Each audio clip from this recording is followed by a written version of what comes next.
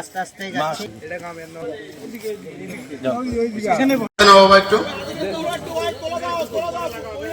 আপনারা কি সবাই খুশি তো ইনশাআল্লাহ?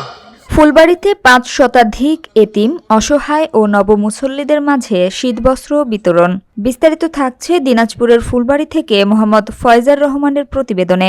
দিনাজপুরের ফুলবাড়ীতে মুত্তাকি কল্যাণ সংস্থার আয়োজনে হাফেজি চ্যারিটেবল সোসাইটি অব বাংলাদেশের পক্ষ থেকে ৫ শতাধিক এতিম, অসহায় ও নবমুসল্লিদের এবং শীতার্তদের মাঝে শীতবস্ত্র, কম্বল বিতরণ অনুষ্ঠিত হয়েছে। গত ৮ ডিসেম্বর সোমবার বিকাল ৪টায় জেলার ফুলবাড়ী উপজেলার মাদিলাহাট সৈয়দপুর গ্রামে মুত্তাকি কল্যাণ সংস্থার সভাপতি ডাক্তার সোলাইমান মণ্ডলের সভাপতিত্বে এই কম্বল বিতরণ অনুষ্ঠানে প্রধান অতিথি হাফেজি চ্যারিটেবল সোসাইটি অব বাংলাদেশের পরিচালক মুফতি মোহাম্মদ সাদেক আলী। অনুষ্ঠানে প্রধান মেহমান হাফেজি চ্যারিটেবল সোসাইটি অব বাংলাদেশের মহাপরিচালক আলী রাজ ও উন্মুক্ত বিশ্ববিদ্যালয়ের ডিন কাজী ইব্রাহিম। এ সময় নজিবুল ইসলাম, আলামিন বিন আমজাদ সহ সংগঠনের নেতাকর্মীগণ উপস্থিত ছিলেন।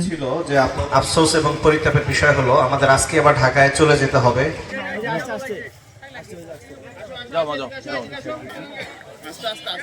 আস্তে আস্তে যাচ্ছি।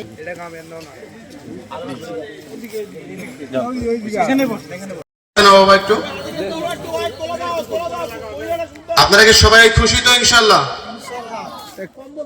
আপনারা দোয়া করবেন যেন আমাদের ভাই আমাদের মাঝে আরো কিছু। দিনাজপুরের মানুষ, রংপুরের অনেক গরিব হয়। আমি যে লিস্টটা করছি আমি বিশ্বাস করি এই দেব, এভাবে দুজনের নাম কম্পেয়ার করে একজনকে দেওয়া হয়েছে, খুব চিন্তা ভাবনা করে। কম্বল পাইছেন?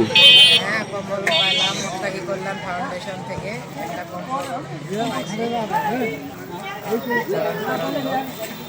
মুত্তাকি যে আমরা আগে মা বোনদেরকে যাওয়ার সুযোগ করে দেই, তারা আগে যাক। আগে আপনারা একটু প্লিজ বসেন, তারা যাক। তারপর এই মাহফিলে সকলকে মাহফিলে এসে ওয়াজ শোনার অনুরোধ জানাচ্ছি। আজকের এই দোয়া হবে, আমরা মাগরিবের পরে চলে আসি। পেশ করবেন হযরত মাওলানা মুফতি আল আমিন হারাই হাজারি এবং মুফতি মিজানুর রহমান কাসিমি। দুইজনেই অত্যন্ত চমৎকার কথা বলেন এবং কোরআন হাদিস থেকে কথা বলেন। আমরা সকলেই এই মাহফিলে চলে আসার চেষ্টা করি। জি, আমরা